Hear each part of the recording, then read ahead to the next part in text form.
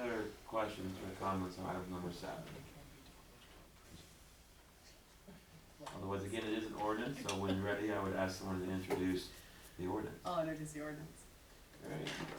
An ordinance to amend the municipal code of the city of Seward, chapter 248, firearms and explosives, article 2, fireworks, to regulate the sale and discharge of fireworks within the city, to repeal all ordinances or parts of ordinances in conflict, to provide for an effective date, to provide for publication of this ordinance in pamphlet form.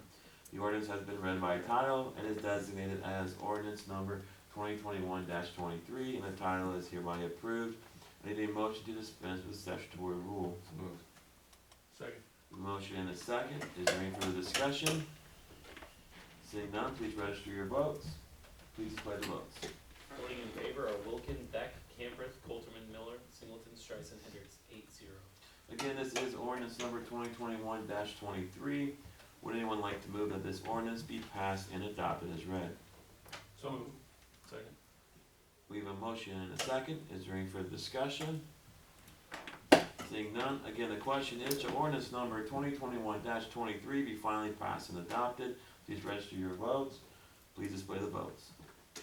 Voting in favor are Wilkin, Beck, Camprith, Coulterman, Miller, Singleton, Streisand, Hendricks, 8-0. This is the last ordinance for this evening. I'll need one final motion to make all the ordinances a part of the permanent record. So moved. Second. We have a motion and a second. Is there any further discussion? Seeing none, please register your votes. Please display the votes. Voting in favor are Wilkin, Beck, Camprith, Coulterman, Miller, Singleton, Streisand, Hendricks, 8-0. Alright. Next we have item number 8, a resolution removing parking on the east side of Carroll K Boulevard, north of Hillcrest Drive intersection, and south of Bader Avenue intersection. Greg? Pursuant to a request by Councilmember Hendricks, the Traffic Committee, along with the laundry list of other items we had to go through, reviewed the parking situation pursuant to some photos and other information that we received, and took a look at Carroll K Boulevard in the designated area between Hillcrest and Bader. Based on the width of the roadway, we don't expect there to be too many events that would precipitate this, but it was a cross-country meet. We're going to continue having cross-country meets down there, and it would be a nightmare, and it would be a massive nightmare for law enforcement and emergency personnel, because unlike other long roadways, even like Augusta, which is an incredibly long cul-de-sac, it has driveways and other ways to meander your way off. There is no way out of there. You're stuck. There's 2 driveways or 3 in that whole stretch, and so it's just not going to work. And so we feel that other areas over there, and with improvements to Hillcrest, we'll be able to utilize some other parking opportunities, but this one's just not going to work. And so the traffic committee was fine with making the recommendation to pull it from both sides and just use it as a through stream. Because it's narrower than a typical street. It's isn't it? 27, correct? 27. So What's, again, your problem being is you have no, once you start lining up nose to tail like they do for events, you don't get the gaps that are naturally made by people's driveways and fire hydrants and all the other things that allow for a little bit of weave and flow, even in a 27-foot residential. And by not having that with everyone nose to tail all the way along that one side, you get nose to nose. There's no, I said Austin Powers in your way out of there even. You can't get, somebody's backing up.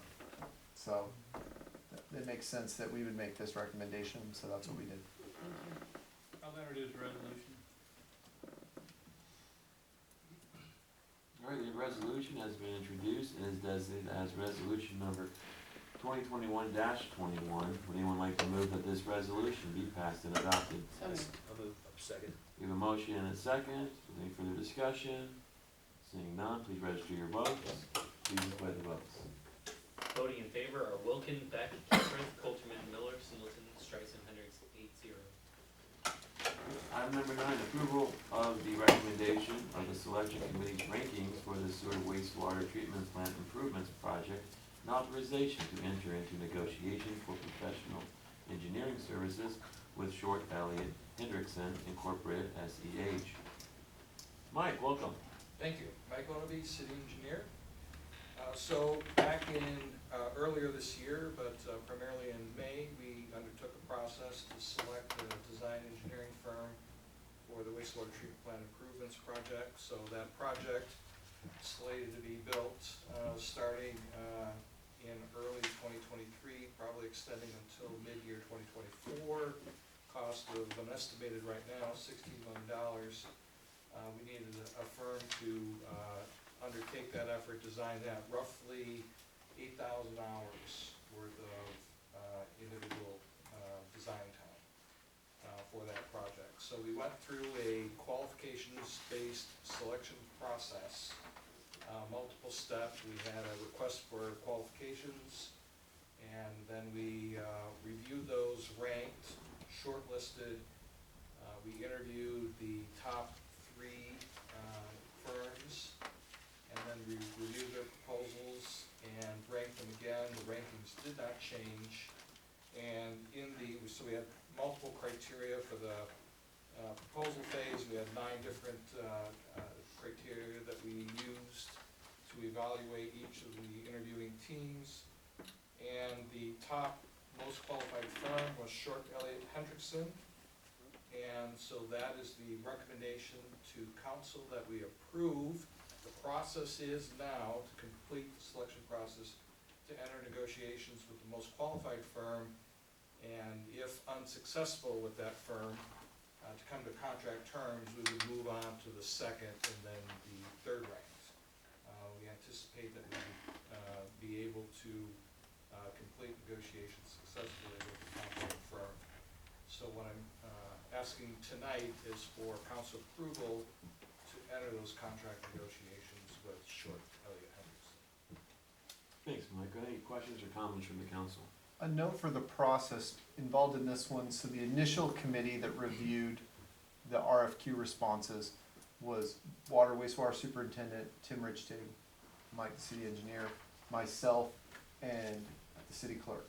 And so we went through all the proposals and the big workbooks, and we sat around a table for hours and hours and debated amongst ourselves and reviewed them and recategorized and renumbered, built the first list, and then for the interviews we also included Councilmember Streisand and Councilmember Miller, and they sat in on those interviews so that we had additional council representation so that the perspective that would come from the council could be balanced out. So that, because it's hard for us to explain that process. It's really, really intricate, and they can speak to it tonight. They got the opportunity to kind of meet with the firms and ask questions that may be in line, because we can't bring all of these groups here, and so it gives us an opportunity to have questions that may mirror the questions that you would have to them, and speak from a different, because Mike and Tim are so technical in regards to their questioning, and me and Derek are over there glazing over, and we're looking at grant funding, we're looking at how are we gonna pay for this, what's the timeline process for it, and more of that administrative side of it. Having 2 council members sit in on those interviews also allowed for kind of all of the other political concerns that you guys are tasked with. And so those questions could be answered at that group as well. And so I'll let them speak to any of that if they would like to. It was a rigorous process. All of the firms that sent us are very, very qualified in building these facilities. Mike and Tim actually went out throughout the entire region, the Midwest, and visited different wastewater treatment plants that were built and similar to the design that we're looking for in this, and did that throughout the spring and the summer, and specifically the ones designed by this firm. So it was an incredibly rigorous process to get it to this point. We feel confident in all of them. We would get a great product from all of them, especially the 3 finalists. But this one met all of the criteria that we had laid out, from the technical on down, the staffing, the project management, everything that's involved in it. So pretty in Your depth. guys' thoughts in that process, you wanna? You want to start, right? Go ahead. I think on the process wise, all 3, I mean, we're very cognizant of the impact on the city, and from that regard. But not only that, understanding I think our main focus was long-term, of we don't wanna say, oh, it's a 50-year plan and have to come back in 5 more years because we didn't build it adequate enough. That kinda goes on the political side of things. But they, focused on the growth, rail campus, residential growth as well, and how that all incorporates into an overall plan, and how that easily could adjust or get incorporated as we grow, as a city. Anything else you wanna add on that? Well, and since, I'm the fairly new guy, right, Carl? Kind of thrown right into the fryer. I was impressed with the process, I guess, coming in late like that with, just our city employees, Mike and Tim, and the due diligence that they've done as far as, visiting the different facilities and talking to the people and cities that run them, and giving us the option to, we, going with a plan where we can expand it so much at this time, and if we do another pet source, or Seward does grow faster than we think, it gives us the option to add to it and transition into that. So I'm very convinced that Tim and Mike have a very good feeling for the capabilities of our water department and our employees to be able to handle the technology and what they've seen, and the questions and the questions that they asked of these engineering firms while they did present, showed that they obviously were leaving no stone unturned. So it was a really enlightening process. I think you have great employees employed here. I'm very confident that you do, and that they're gonna give the city something that'll last, another 50 years and be a very successful project. That's my initial intent, and I just got here August 17th, so what do I know? You did it before, kind of. Well, yeah, it's very similar to my job, Yeah. but I just thought that when Tim and Mike get down into the details and stuff, they're very detail oriented, left no stone unturned. So, from the political standpoint of, excuse me, I shouldn't be speaking of government right now. From the political standpoint of trying to get the best bang for our buck for the taxpayer, I think that how we can parlay their experience, Tim and Mike's experiences, having them on our team, on our side with negotiations, watching during the construction process, and realizing what we have currently for our design and trying to figure out the best use of our tax money to get the best possible design. I think we have a high confidence level. So I think I'm just kind of echoing what Carl and Greg and Derek have said and stuff, but that's my impression of being part of the process. And so I certainly thank you guys for asking me to, participate. And like I said, I had to go home and YouTube what a sequential batch reactor was after the first meeting. All those acronyms, I thought I knew every acronym, and I don't, so. But learned quite a bit, and feel good about the process. Yeah, and I just reiterate, like you said, with Mike and Tim being there, that's one of the benefits I think we have as a city that we don't realize or don't take into consideration many times. So the fact that we have them there being our experts on the side of the questioning, so we don't get a facility that we can't grow into. We wouldn't know what to ask. Right, and so it helps us in that regards. And that point was made to Jessica, that a lot of communities don't. Yeah. A lot of communities have to rely, Derek would have to represent the community and answer all those technical questions on his own. And, yeah. They specifically, the firms that we interviewed specifically pointed that out and said to us, you guys have a lot of technical expertise for a town this small because you're growing, you're vibrant. Because we can go to a town relatively close to your size, and it is the village clerk or the city clerk, and that's the only person we ever talk to, and we're like, all right, we're doing this. And that was really, well, and that was part of their presentation of those firms, is sometimes when they get hired, they also get hired long-term. They're actually kind of one of the operators for that community too. Right. So they have to be 24/7, somebody's gotta be on call and able to answer the questions and be able to, pull the emergency, If you go back to when we were looking at having a city engineer, that was one of the main reasons why we wanted to have a city engineer, so that when we're in those situations, we have an advocate who is working for us, not maybe, not that consultants aren't valuable, but, you know, sometimes, you know, you wanna have someone that you know has your best interests at heart and will ask the technical questions that we may not ask. Sometimes it's as simple as what size pipe do we really need, versus the biggest pipe they can sell you. Sid. Greg, was cost considered in who we picked, A, and then B, and I know cost, sometimes you get what you pay for, but B, just out of curiosity, in part of the negotiations when we enter into it with SCH, whoever it's gonna be, what scope are we looking at just for the engineering of this project? Okay, in regards to cost, the RFQ process does not take cost into consideration until the point right now. Okay. And so, moving forward here, you'll be able to discuss what was included in an offer for proposal. We didn't open those up until we had made the final selection and ranked the firms the final time after interview. At that point, we were allowed to open them, take a look at them, and then from that document, we will negotiate. We may see something in there and say, I think this is overly intensive in this specific category. Can you adjust that? It may be pre-designed. I mean, there was a litany of things, and we kind of spitballed some of those things in our meeting after the interviews. And so that will be predominantly what Mike will be in charge of. And then obviously part of the negotiation will swing Kelly and me around on the whole, because this will be a very detailed construction contract for design. So it's going to be thick.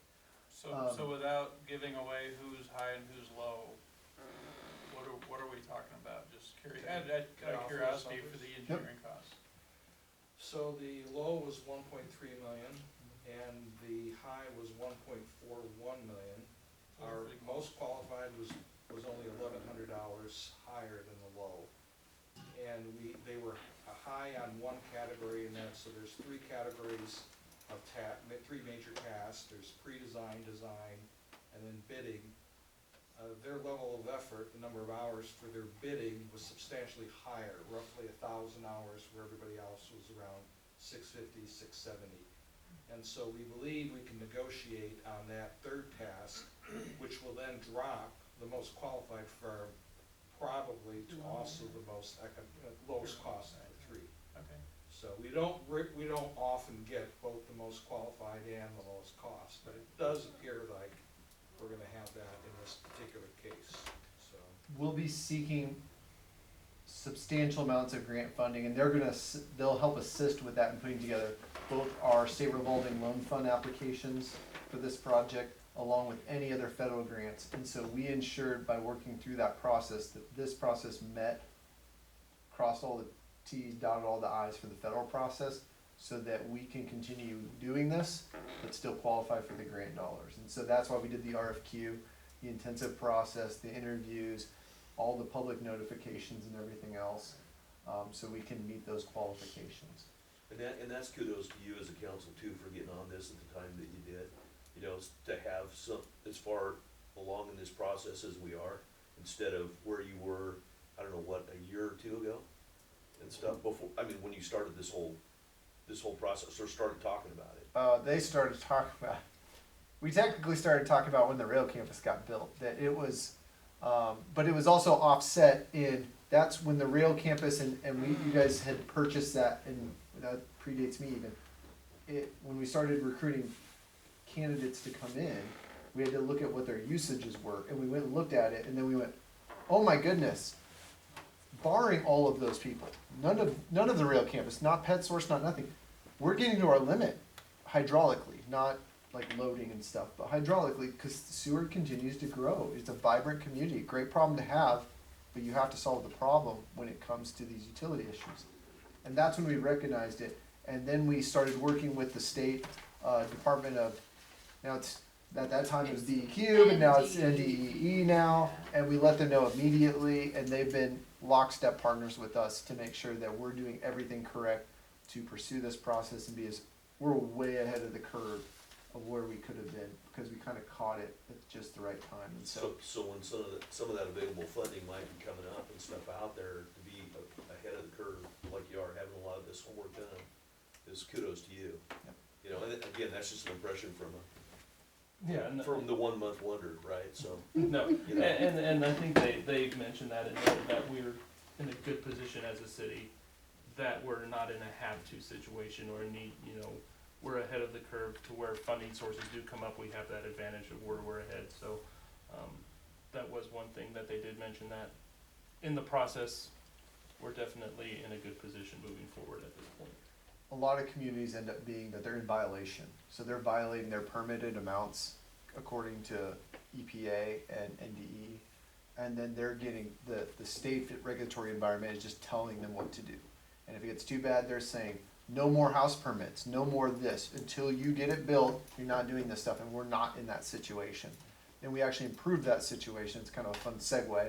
But one of the big things we did was the capital project last year to change the outfall on the wastewater treatment plant, which was ultimately design and construction managed Correct. by That's the same SEH, this actual firm. And so that was our big chance to utilize them for wastewater treatment. And so we kind of had an early opportunity to meet a lot of these project managers and designers that have extensive experience in this, like decades. So. Yes, Ellen.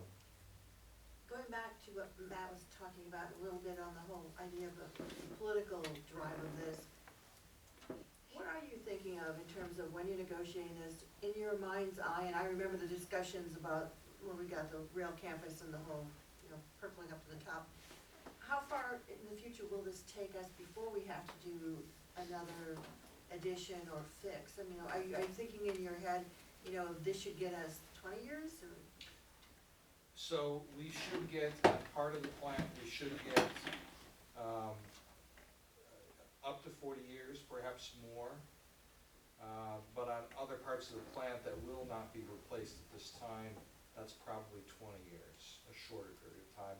Could potentially be even shorter than that. So one major process that Tim Richdig has undertaken improving is the raw wastewater pump station, raw sewage pump station.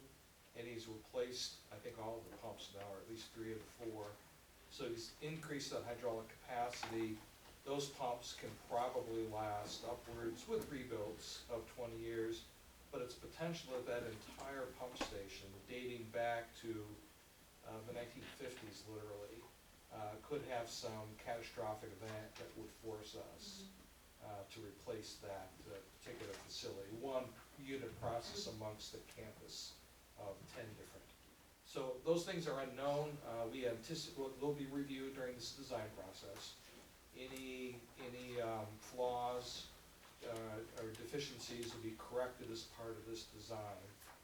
But having said that, it's still a 60-year-old facility, that pump station. Can we, without doing major retrofit, continue to upgrade technology as we need to within what we're doing in this project? Well, we certainly are going to try to take advantage of the latest in controls. The idea now is to improve what a person can do from a distance on an iPad, so rather than forcing somebody to drive in, literally they were on call and there was an automated system that actually rang their phone. Nowadays, you can have somebody that might still have to get up in the middle of the night, but can open an iPad, correct whatever thing and get it back up and running. And there's all sorts of automation that allows efficiency and staffing. So the idea here is the expenditure in automation reduces overall cost by saving extra employees. We do anticipate this new process to have one additional staff person. And so we'll have to, and I think Tim is budgeting for that extra person. The plant will be a lot more complicated.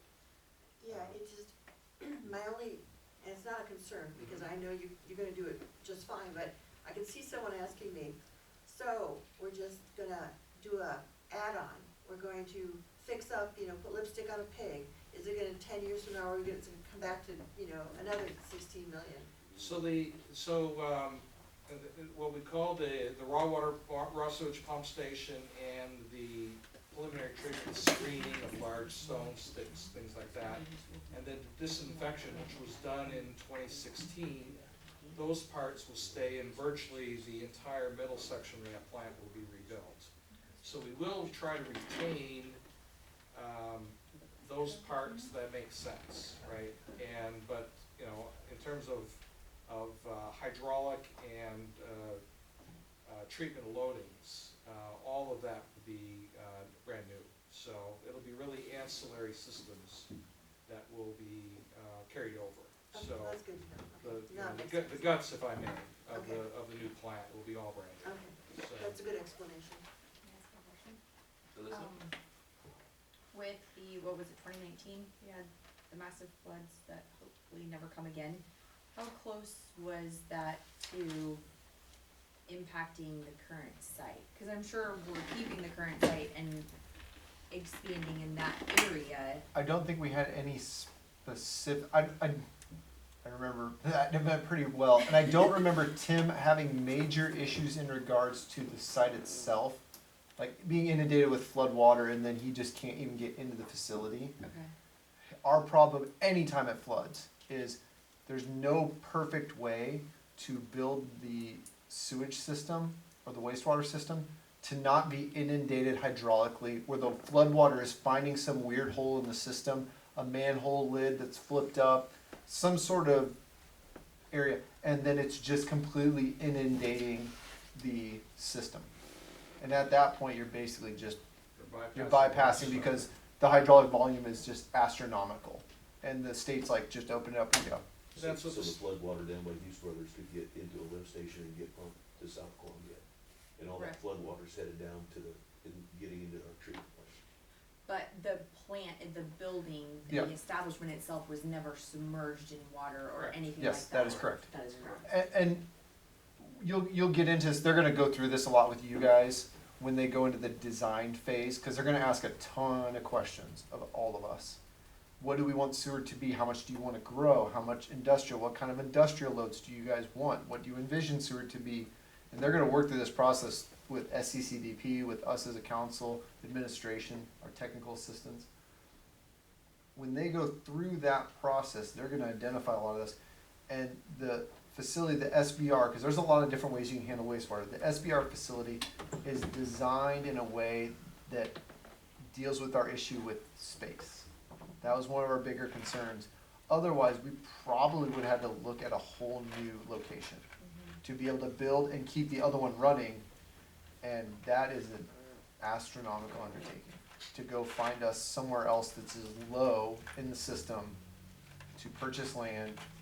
And we don't have any major land holdings or laying low in the river at the moment. And so, if we ultimately go with the SBR design, it's designed to kind of accommodate our issue with space. And they may look to, ultimately though, we may have to like sneak up into the horseshoe or something like that, but we know that that's elevated up. So that will assist in that. We'd hope not to go down. But there are other mitigation ways to handle that too. We could work with Corps of Engineers and mitigate that, where we level up, bring it out to the south, and then we go mitigate somewhere else and clear out to even out the flood impact. So, That latter alternative is likely that we'll have to build into the current floodplain and mitigate. So, As long as we're just budgeting all that in, because, that'll be part You of the know, planning, like- yep. Just, I move to approve the recommendation of the selection committee and enter into negotiations with SEH. Second. we have a motion and a second. Is there any further discussion? Seeing none, please register your votes. Please display the votes. Voting in favor are Wilkin, Beck, Camprith, Coulterman, Miller, Singleton, Streisand, Hendrickson. 0. Okay, item number 10, Economic Development Rate Agreement with Nebraska Public Power District NPPD and SFD OPCO LLC Pet Source. This was an agreement we talked about in the MOU. We created a rate for this, well over almost a year and a half ago now. Correct, Jonathan? And that was part of our recruitment of Pet Source, knowing that they may at some point qualify for what's called the economic development rate that's offered by NPPD. NPPD phased out the economic development rate this year and said, projects that are in the process of finishing that up. A year ago, everything else is done. No one else gets this rate anymore for the foreseeable future. PetSource was listed as one of those projects, but we need to finish this up. They just qualified, I believe, this summer, like hit the thresholds, we believe, so that they can qualify this at the end rate. They need to have so much of a load capacity and then just so much overall usage. We set these rates initially back when we made the MOU offer and recruited PetSource. No one else qualified, no one's even close to qualifying for this thing. It is an astronomical amount of energy you have to use. That they're approximately 10% when they're fully going of our electrical usage. And so this was approved. I will note, and Derek sent it out to you, there was final notice names and things put in there today, and so the final version is included in your online packet, and with the mayor, it just has the final kind of cleanup items in there. We would recommend approval of this, and there will be adjustments over time, because the economic development rate will continue to run, and everyone understands that MPPD can change that, and we just pass on that cost change to PetSource, but we have to adjust our rate to do that. So if there's a change at MPPD, we'll adjust and move that down. Any questions or comments on this? Move to approve the agreement? Second. All right, we have a motion and a second. Is there any further discussion? Seeing none, please register your votes. Please display the vote. Voting in favor are Wilken, Beck, Campereth, Coulterman, Miller, Singleton, Streisand, Hendricks, 8-0. Next, we have the city administrator's report. Greg. My family didn't have COVID this time, so. Just a number of items in there. I can answer any questions. Traffic committee met on a number of items that we're continuing to follow up on, so if you have anything for me, I think I literally wrote that in there. We brought forth anything we thought can have action on it right now. We're continuing to look at a few school crossings, the school lights are items, but we're trying to finalize that with some of our budget items. The big one being that we purchased, or will purchase, traffic counters for ourselves, which will make a substantial difference, so. But we're working through some of all of those items. Whirlwind of stuff. I can answer any questions you have, if you have something specific in there. Any Still, questions? still dealing with COVID, that has been picking up, and so administration has had to answer a number of items, so we've had employee issues and things like that just as well. I think you just saw today that the dashboard came back on, and I believe I just saw county numbers come through from the health department. So that's continuing to go up in that direction, so I'll continue to monitor that and be on unified command calls and stuff, but I can answer any questions you have. Any questions for Greg? Otherwise, entertain a motion to accept his report. I move to accept the report. Second. A motion and a second. Please register your votes. Please display the vote. Voting in favor are Wilken, Beck, Campereth, Coulterman, Miller, Singleton, Streisand, Hendricks, 8-0. All right, future requests for council agenda items or administrative action. See none. Upcoming events. Jonathan Jank, enlighten us. Yes, thank you, Mayor. I want to first say thank you for those that attended and volunteered for our Ignite the Flight event this past Saturday at the Nebraska National Guard Museum. The event went very well. Special thanks to Councilmember Hendricks and City Clerk Bargeman. Thank you, Bargeman, for volunteering. Super generous with their time. We're really grateful for that, and also Mayor for attending and supporting the event. Just went very well. We have some ambassador calls on the afternoon of Wednesday, September 29th. At 4:30, we'll be celebrating the grand opening of the renovated former Dollar General building, which is now home to Aspire Professional Group, among other future businesses and professionals that will office in that facility. There's been CDBG, DTR, and TIF funds invested in this significant renovation efforts, and so would encourage you and welcome. You're welcome to join us for that celebration that afternoon. On business after hours at the Rivoli Theater, they're featuring the Flatwater Film Festival on Thursday, October 7th from 4 to 6 p.m. If you're not familiar, Flatwater Film Festival actually chose Seward to celebrate films that are ultimately created in the state of Nebraska. It's a pretty I think really an event that we should be excited about hosting. Their hope is to do this in perpetuity, and to grow it in the community.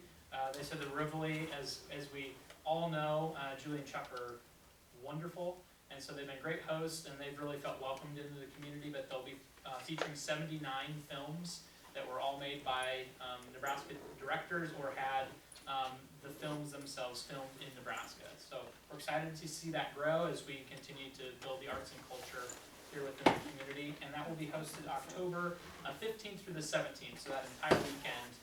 They'll be showing events at the Rivoli Theater, and they hope to even grow off that campus as they grow the event in years to come.